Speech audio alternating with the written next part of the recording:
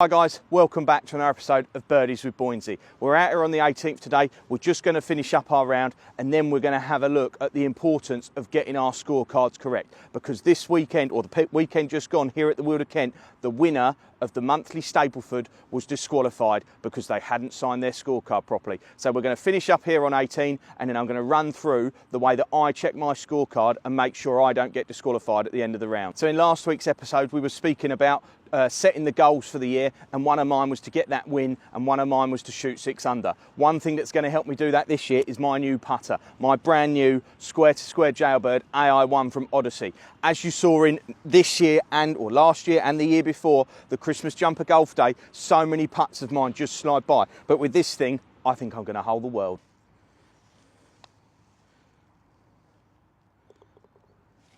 What a lovely way to finish the round. Now let's have a look at my scorecard, and the one I'm going to be using is from when I finished tied first in the Pro-Am earlier last year. I finished my round, I'm in the pro shop. What Jacob will normally hear is, oh, what's the leading score? Chuck this one at the bottom of the pile. Don't worry about this one. Every score matters. The winning score at the weekend was 34 points. How many times have we had 34 points and thought it's going to be nowhere near? So it's important to try for every shot, and you, as I say, you don't know what score's going to be leading at the end, so they're all important as each other. Right, so I've got my scorecard here. We've got our 2 signatures on it.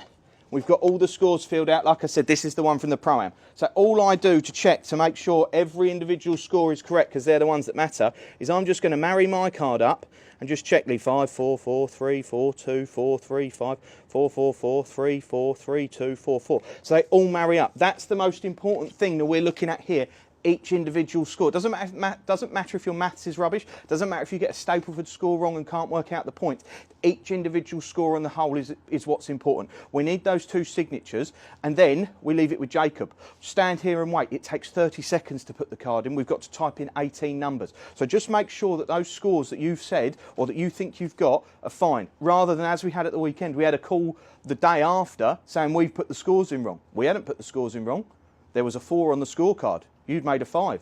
It hadn't been checked. The Stapleford points were correct, but that's not the important score that we're looking for. So as I say, it takes 2 minutes to make sure everything's done nicely, a couple of signatures on the card, and if I'm doing it, if someone's still in the bar, I'll try and go and find them. But imagine if every scorecard from the competition was wrong and I have to go and find 60 people. We're not going to do that all the time. So just stand here for a minute, say, can you put my card in?